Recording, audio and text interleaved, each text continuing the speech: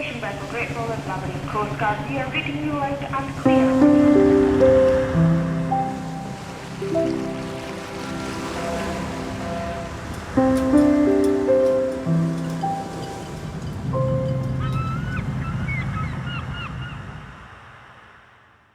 Welcome to Sea Views, and I'm Julia Gosling, and I'm joined today with my new co-host today, which is Dave Watkins, also from CHIRP, because Adam's away. Welcome, Dave. Lovely to see you.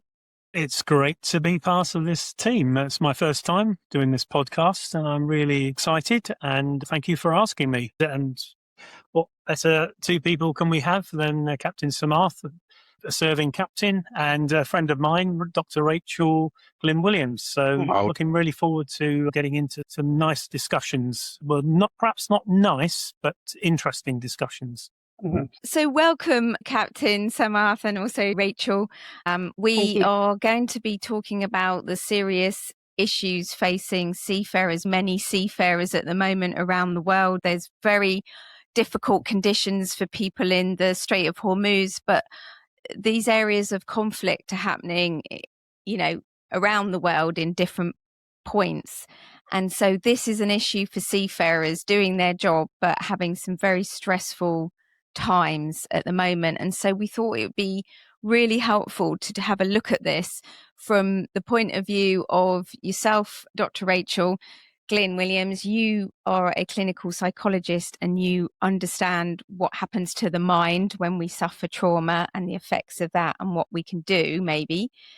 And you, Captain Samarth, I'm so pleased you joined us because you are a real seafarer, you are on a ship, and you know what real life is like out there. So that's what we're going to cover today. And I think maybe if we could pitch in right away with your view, Captain, because you are at sea, you're managing people, you've been in all these different kinds of situations, I imagine, through your career. Could you sort of paint us a picture about what it's like to be, stressed on board, or what causes some of these things at sea? So basically, the stress out at sea starts with isolation because you are away from home and you cannot get back home in an emergency. No matter what happens at home, you will not be able to get back. When you're part of a crew, and if you're if you're a key crew member who's part of the minimum safe manning, you cannot leave the ship unless you're suitably relieved. So in most countries, that means your reliever has to have a visa and then come on board. That's not going to happen overnight. So in case there is a domestic emergency or whatever kind of a problem at home, you will not be able to get back within a couple of weeks at times. And if you're in the middle of the Pacific, then you might not get home for a month or more. So that is one part of it, the isolation, that feeling of helplessness when you're out at sea. For anything that happens back home, you cannot be there for your family. That is how it all starts. That is the second part of it. When a ship sails out from port, you are on your own.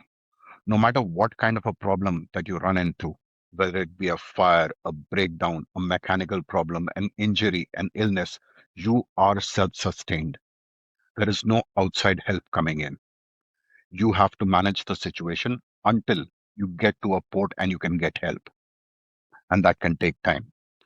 The second is the discipline and the weather aspects of it. It is a hazardous environment. Everything that we do, we are doing it in a hazardous environment, and it is there 24/7. There is no respite from it. And then there are frequent port calls, uncertain hours of work. Like for me personally, my time of sleep depends on the time of tide at Bremen. Sometimes I'm working days, sometimes I'm working nights. So my biological clock doesn't know what to do. And it never does cope up.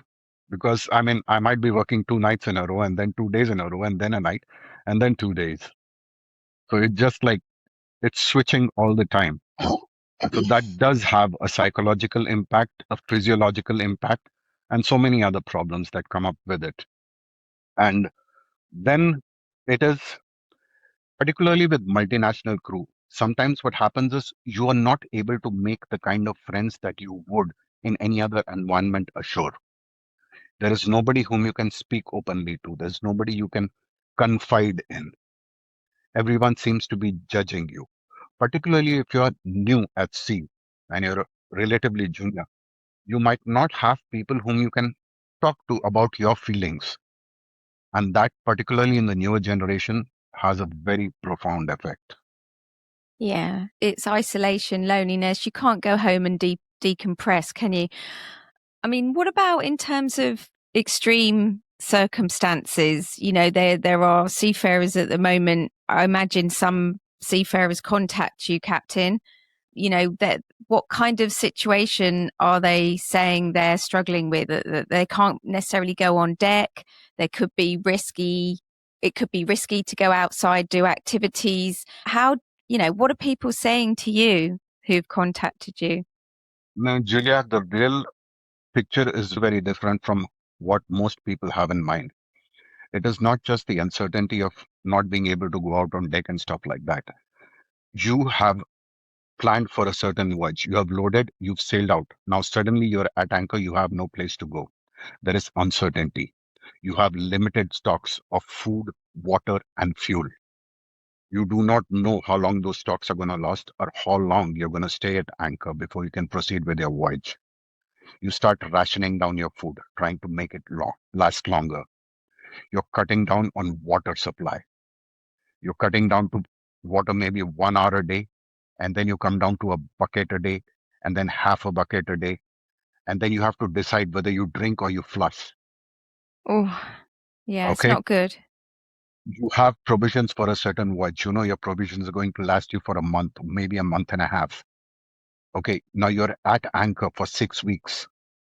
You would have run out of provisions if you had not started rationing from day one. The same with fuel. You have fuel for the voyage. If you're at anchor, you're not running your main engine, but your generators are running and they're drinking fuel. You want to cut down as much ancillaries as you can. Try and save fuel, because running out of fuel mid-voyage, that is not an option at all. So the uncertainty is what really gets to you. Other than that, you're hearing conflicting reports. In today's day, social media is everywhere. You're hearing reports about fake reports about bombings, attacks, devastation.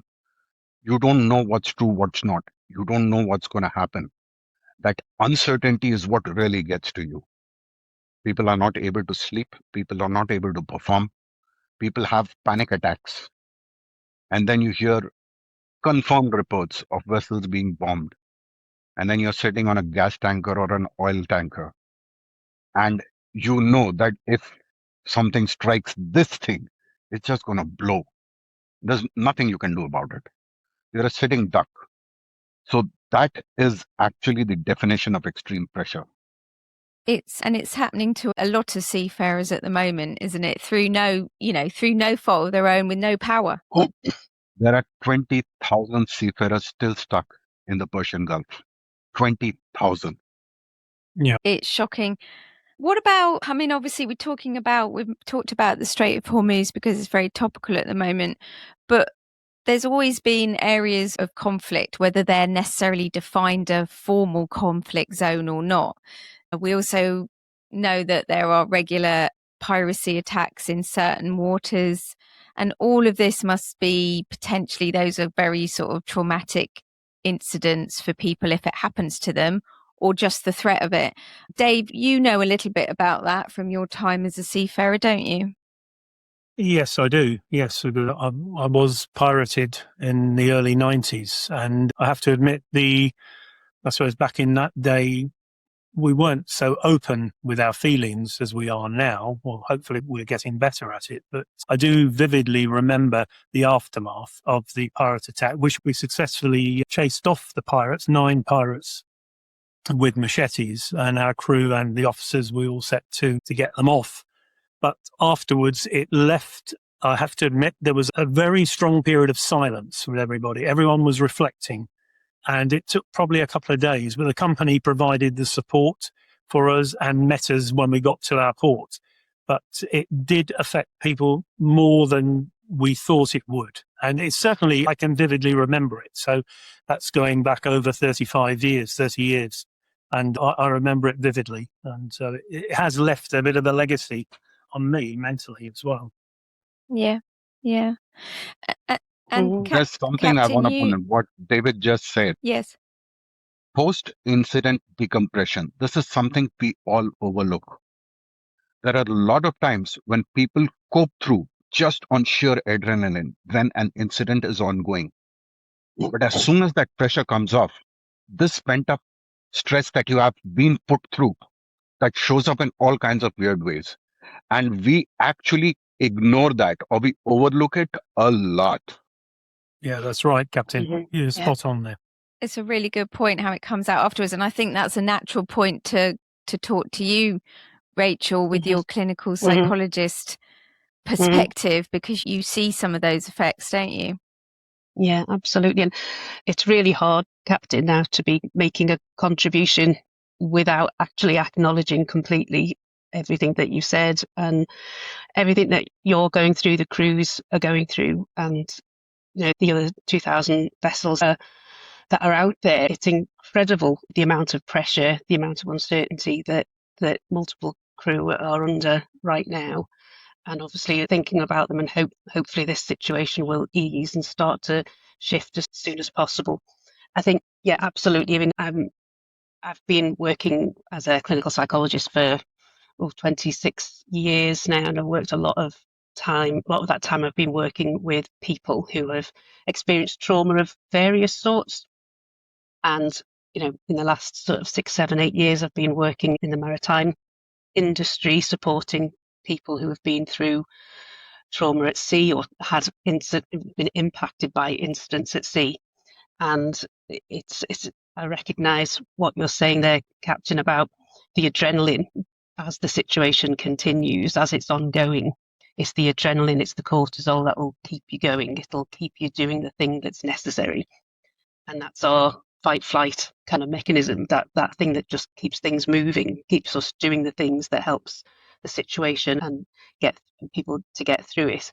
But it's when things resolve, that can be when finally that system is allowed to reset and that adrenaline system can stand down. And it's that point where the thoughts, the evaluations, the beliefs that have been kept at bay all that time because they're just not useful can sort of come forward, and people start then trying to absorb, process what's been going on. And this is a very, active, can be very emotional part of the process.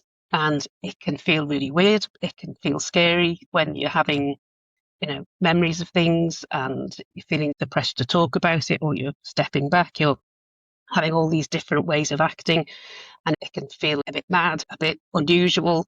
But actually, those are what we would recognise as the essential parts of an alarm system resetting itself. And it is something that is important to make space for. In the ideal situation, we would be looking at not necessarily, rushing crew back off home within hours of a situation resolving, but just having a bit of time just for that process to see its way through and to get that kind of mutual support. This won't happen again. This opportunity, if you like, to sit with people who have been through very similar things to yourself, have survived very similar, difficult, traumatic events, and the value of just sitting together, not necessarily talking a lot about it. It's not necessary to talk it through, to have a big debrief. Sometimes that can be really quite harmful, in fact, if it's enforced.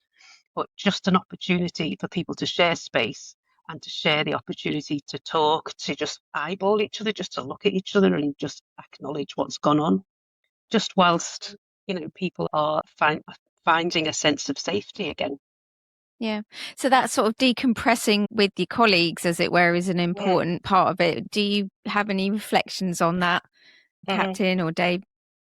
I personally think it's a vital component in recovery, and not everyone will accept it, but I do I do like to believe that most companies would like to offer it, to bring in third parties to come and assess the crew, to work with them, just to provide that listening ear to them so that they've got the opportunity to offload their concerns if something traumatic has taken place.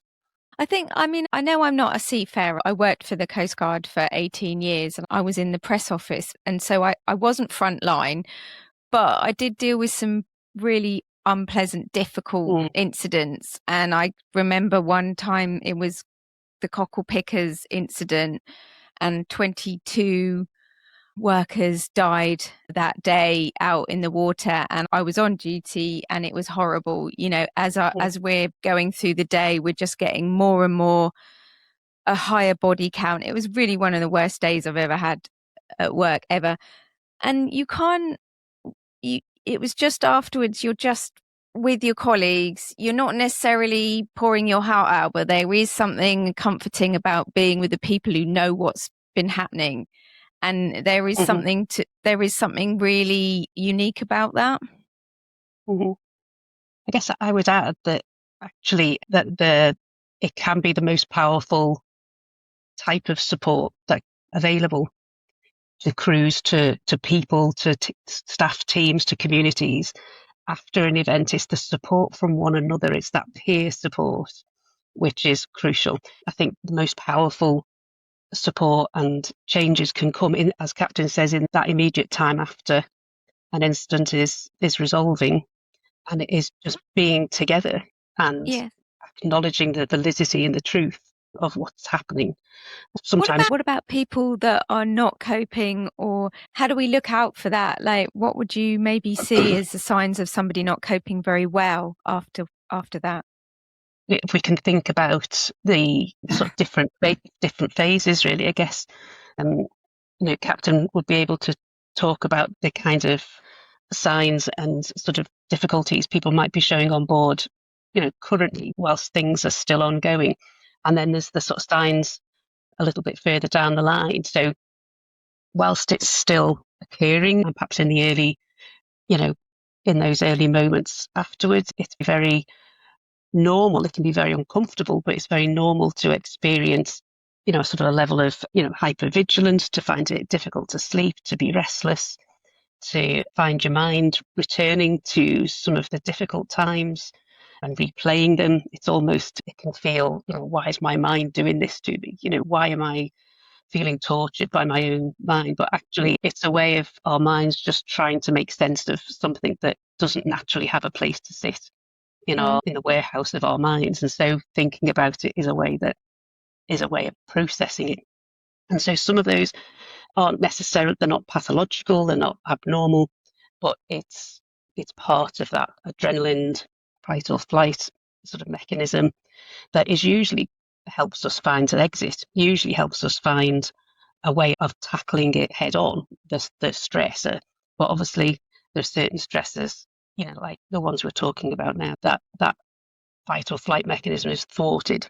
And so there isn't an exit, there isn't a way of actively intervening in the situation that's causing it in order to bring it to a close. So it's living with that sustained adrenaline system, which can show itself in terms of that restlessness and sleeplessness, and sometimes a bit of irritation on board as well. I should imagine that there's lots of times when people are just getting a bit angry with each other. There's a few outbursts now and again, and people keeping themselves to themselves just to try and manage how they're feeling.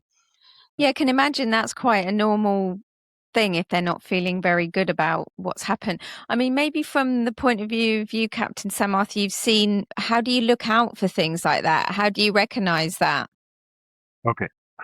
First off, most important, the leadership sets the climate. The leadership sets even the psychological climates.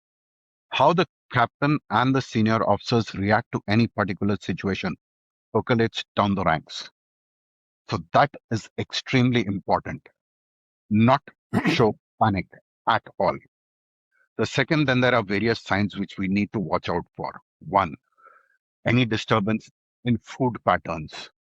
Someone loses appetite, someone goes into binge eating, sudden withdrawal or silence, or aggression, or fatalist statements like, what's the point in this?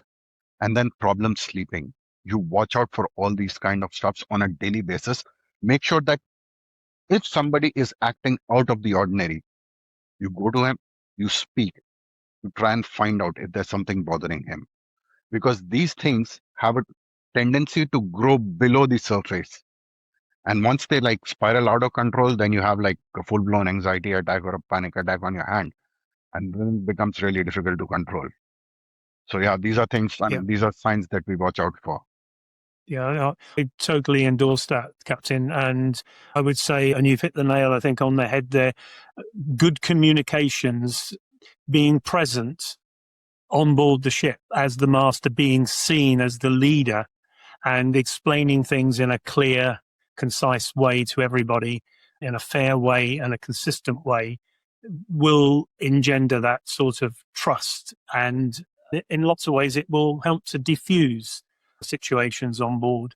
If people can see you acting openly, honestly, transparently, and telling them what you know, I think there's an excellent point you made there about those areas where people might not be coping, but you're actually there seeing it and responding to it.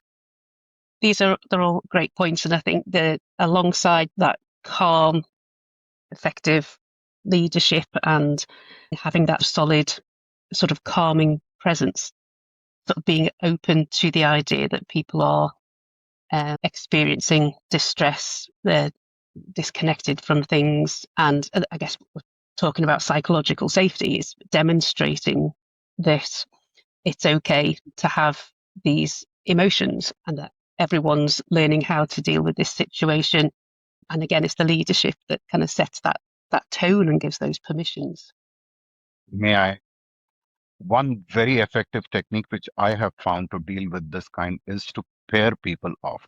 If I find somebody who's overly anxious or overly excitable, I pair him off with a senior's most stable crew member.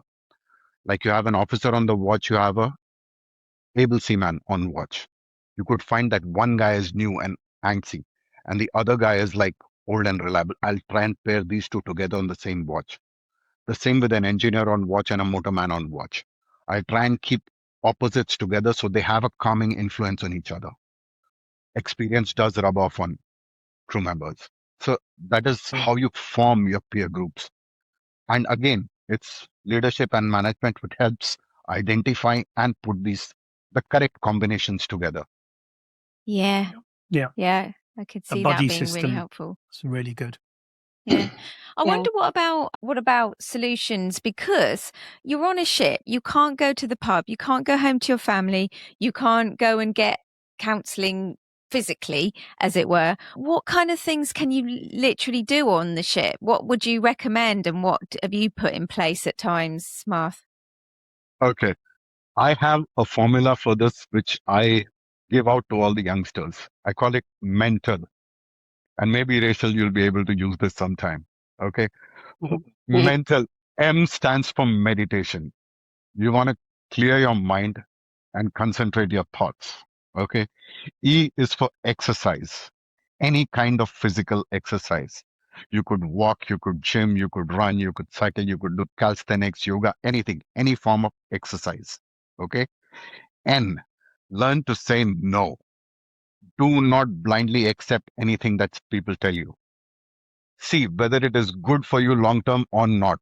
Refuse. Learn to say no. T is talk. Talk to your seniors, talk to your juniors, talk to your friends, talk to your family, talk to your children. Talk. Talking solves 99% of all problems. A, accept. There are things which you can change them. There are things which are beyond your control. Accept them. And lastly, L is for laugh. Humor is the best medicine. Yeah, So totally agree. This is something which I've been telling all the youngsters, ways to cope with emotional stress. This works. Yeah. I mean, I know you like the exercise. You're very keen on the exercise thing, and you recognise how good that is for you when you're at sea, don't you, Samarth? So do you encourage that in the people that serve with you and they benefit from it? Yes, actually, every third post of mine is a workout post, and my workout posts do not run.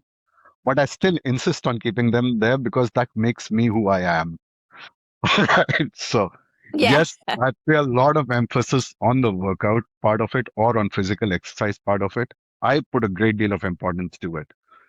And I hope that I can influence others to just accept as much, because a lot of my crew members are impressed by me. If I'm in my 50s and I'm able to do stuff which they cannot in their 20s, then they do feel motivated to try.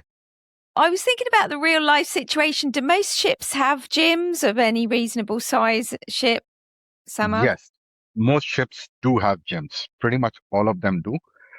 The kind of equipment that you have depends company to company, owner to owner, but pretty much all ships have some kind of gym on board. Yeah, that's good. Well, that's important at the moment for anyone that can't get out and about on the deck as much as usual. I mean, there must be quite good evidence now, isn't there, Rachel, about the benefit of it on mood and all sorts of things?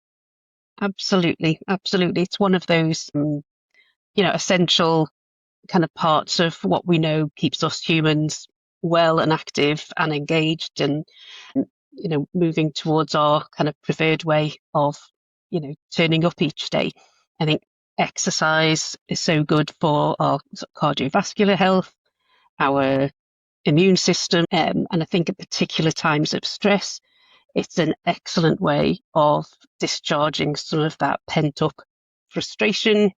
There's a number of different things that people can turn towards despite these, very restricted situations. But exercises can be a key part of that. It reduces that emotional labour in the workplace, which brings authenticity and connection and increased well-being if people can just, express themselves through movement. Brilliant. Very good point, Rachel. I would also like to just emphasize a little bit on the routine, maintaining, regular routine habits. I think that's a very important thing to maintain and don't lose control of. Don't go wandering off, I can't be bothered to do this. Keep that routine going, especially for safety critical work that you have to perform. So, carry it out with enthusiasm and purpose and focus. So I got a fancy word for that. Structure in a chaotic environment. You need structure, you need predictability and routines. One of the things that we know from sort of global and various difficult circumstances, disasters, tragedies, moments of a lot of change or of none, is that efficacy, feeling as if there's a purpose. There's even if that purpose has gone from the bigger picture to something more close by. It's having that shared sense of purpose, that efficacy, that idea that we can do something, and that there's a kind of a scaffold around you in terms of that routine. So sticking with your normal duties as much as possible. How you manage yourself in your downtime. It's having those kind of recognized touch points still, when things are weird and unpredictable around you. It's having those those micro moments when actually this feels just a little bit familiar. And yes. there's a pattern to things that can be really helpful at times when things are changing or frustratingly not changing. Rachel, I have a beef with social media and internet. Okay, now it's a double-edged sword for sure. Okay, in one way, it is excellent keeping in touch with the family, and it actually alleviates stress. The second way, I mean, we actually find guys who are addicted to the internet. We are not forming the cohesive social bonds that we used to form on board ships. As Dave, you would remember, I mean, you would have coffee together, people would sit together, have laugh and crack jokes and stuff like that. You would watch movies or series together in the smoke rooms later on in the evening. Oh yeah, there used to be alcohol too, which is not there anymore and stuff. So you're not forming those kind of cohesive bonds. Right now, as soon as you finish work, every guy is down in his own cabin on his own phone or a laptop. And he's like on social media or Netflix or whatever, doom scrolling. And we are not forming the kind of cohesive bonds between fellow crew members as we used to before. Mhm. And that, I think, does have a very serious impact on the on the mental stress levels on board. You are Mhm. not, you do not have the kind of friendship that we did to be able to share your feelings with a person. Absolutely, and that is problematic because I guess we know that if when internet is a problem, that certainly the cadets, the sort of younger seafarers, are less happy to go on board those vessels and would struggle soonest, perhaps. But equally, the internet can bring all kinds of difficult challenges. You know, where people can get, as you say, hooked into being in their own company, or they can get hooked on, I don't know, gambling or trading, and that can bring particular problems for some. Now, most of Um, those sites are already banned by the ship internet providers. You cannot access such sites. it's good that's happening. I don't think it's been happening everywhere, but I think certainly it's that managed, that sort of curated intranet that some companies can provide can help contain some of these issues. I think one of the great pieces of work that ICE1 have done is that Social Interaction Matters project that shows the pivotal power of social interaction and recognizing that is a huge influence in well-being, and they come up with some ideas about how to coax people out of their individual sort of cabins. And they talk about having a social ambassador, so someone on board who's the kind of, I don't know, the entertainment manager, I guess. It's not going to solve all the difficulties, and people will still want that time with their Netflix. It's a great point about the social media being a double-edged sword, though, isn't it? Because you could be connected. They think they're connected with all these thousands of people, but yet still isolated. Are you allowed to just turn the Wi-Fi off, Captain? Well, what would happen? Would there be a riot? I don't have to turn it off. Sometimes it turns off by itself. Okay. Okay. I'm gonna say that to my 15-year-old when I want to turn it off. I say, no, it's just gone off. No, it actually does. And I have a good crew on board, and yeah. So that I would not have a riot in my hands, but I would have people coming up. Sir, ship sats not working. Okay, let me check.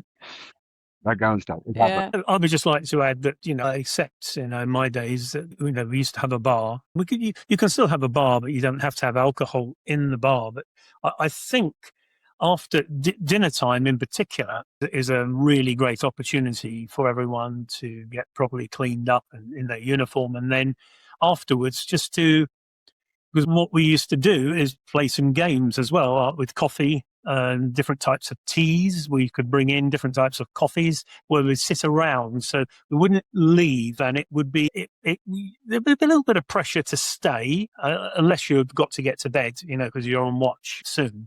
But just that after dinner and during the dinner time to mix and discuss the events of the day, some of your input from your families, and share it amongst each other, I think is a very powerful force. And it backs up what ISWAN, a great survey the SIN, found. And I think we should put a bit more emphasis on that, because that is a great area for finding out where some people might not be coping. You can see the visible signs with people who have gone very silent, withdrawn, not eating properly. And so it's a good indicator, but I think we should give more effort to that.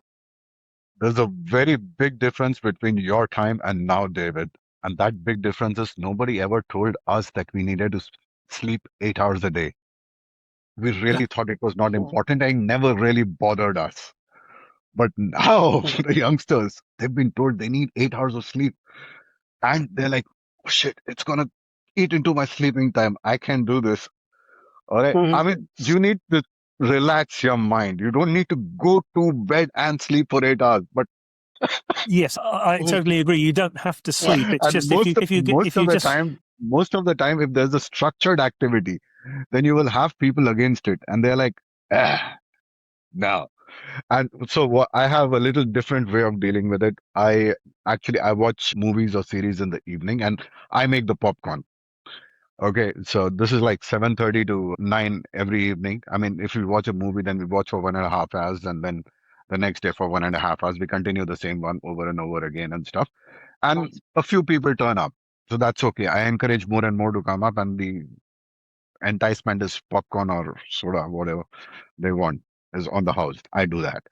The second part of it is I actually involve people in making my videos. So, I mean, let's say we're going to have a dance video or something of that sort. So, we're going to have dance Mm. practice in the evening. So, all volunteers who want to be in the video can come and do that. So, a lot of people do turn up for that kind of stuff. So, I love whatever, them. whatever Mhm. works. So Mhm. many things we And can. Yeah, it's fun. I think it's good. I love those ones when you get your crew involved. They're really funny. So yeah, I mean, I know we can't go on board and help a seafarer directly on shore. We can't. Is there anything else we can add? Any other tips or advice or anything anyone would like to say as we finish off? I'd just like to ask Captain Samarth, are your crew aware of the support, the emotional support that is available globally?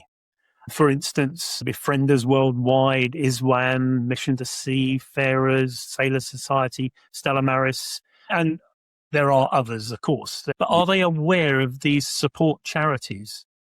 Yes, they are. Our company very actively pushes ISWAN.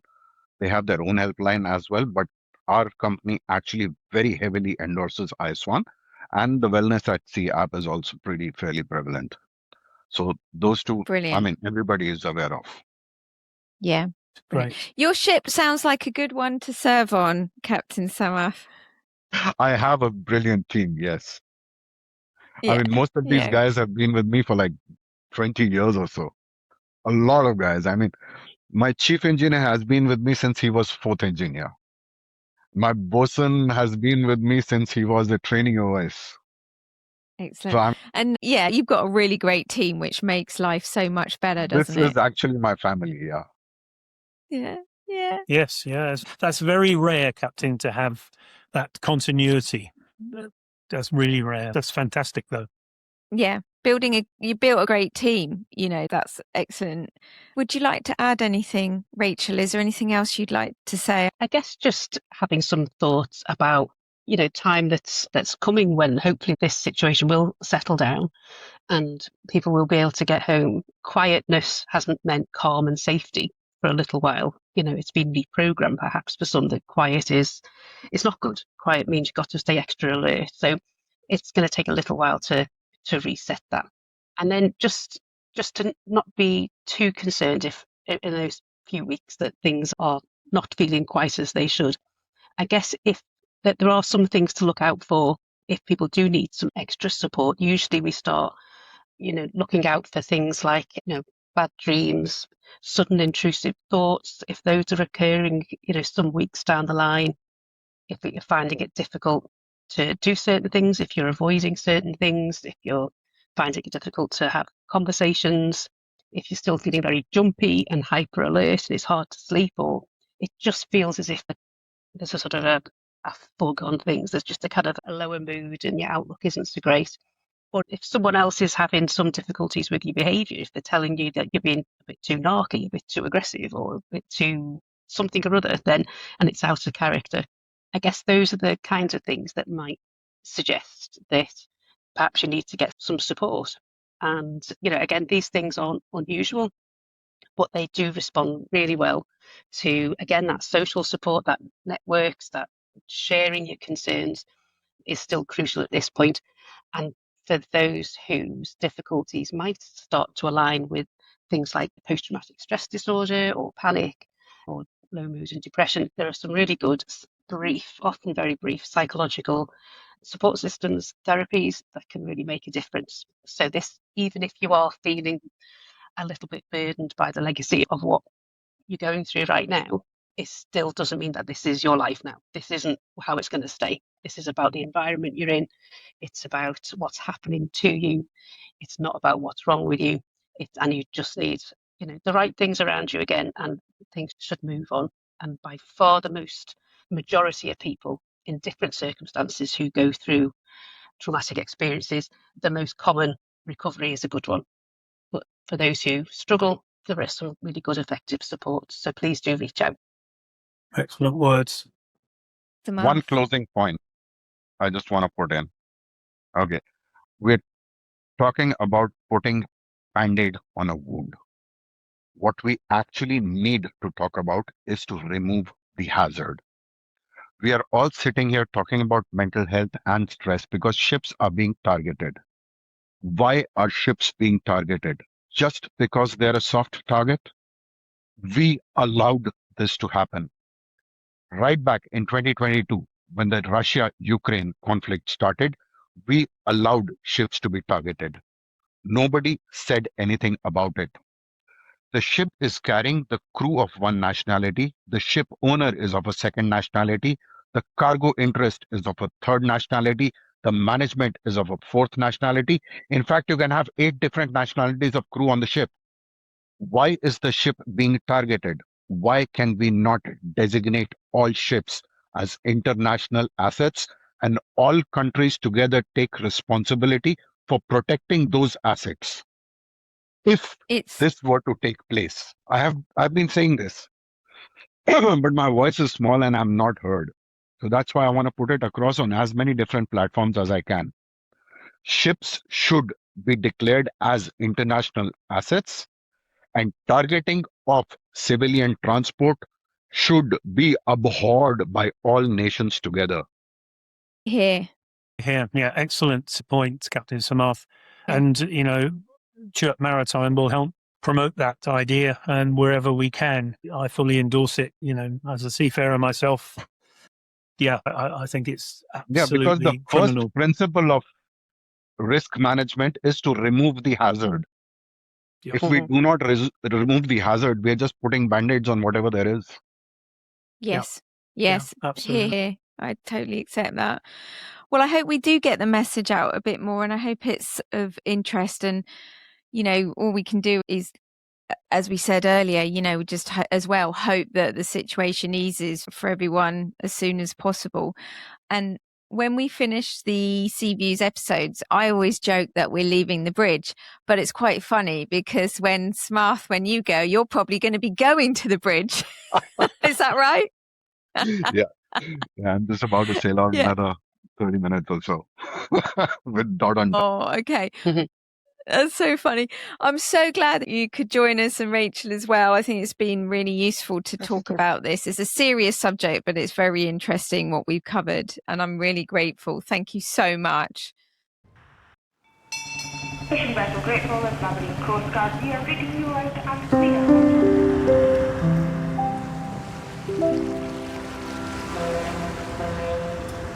clear.